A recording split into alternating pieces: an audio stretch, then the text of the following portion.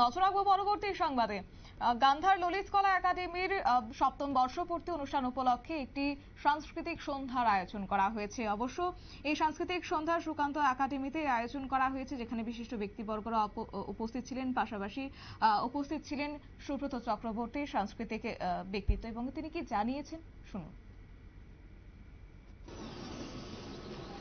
ষড় ঋতুর যে চক্রাবর্ত, সেই চক্রাবর্তে যখন প্রকৃতি রুক্ষ শুষ্ক বিবর্ণ হয়ে যায়, তারপর আবার এই বসন্তেই নতুন কুড়ি, নতুন ফুল ফল, সবুজ পাতা সমস্ত কিছু নিয়ে নব সাজে প্রকৃতি আমাদের সামনে ধরা দেয়।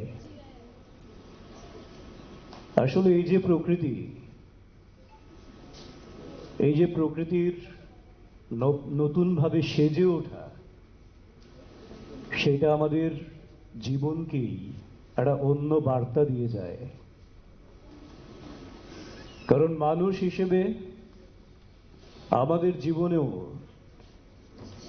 একটা বিশাল অংশ জুড়ে রুক্ষতা আছে, শূন্যতা আছে, অভাব আছে, দুঃখ আছে, বেদনা আছে। কিন্তু এইগুলির পরেও আপনারা শুনলেন সাংস্কৃতিক ব্যক্তিত্ব সুব্রত চক্রবর্তীর বক্তব্য। এবং গান্ধার ললিত কলা কেন্দ্রের সপ্তম বর্ষপূর্তি উপলক্ষে এই অনুষ্ঠানের আয়োজন সুকান্ত একাডেমিতে, এবং এই অনুষ্ঠানকে কেন্দ্র করে কার্যত কচি কাঁচাদের নৃত্যানুষ্ঠান এবং সঙ্গীত পরিবেশনার মধ্য দিয়ে এক মনোজ্ঞ সন্ধ্যার আয়োজন করা হয়েছে।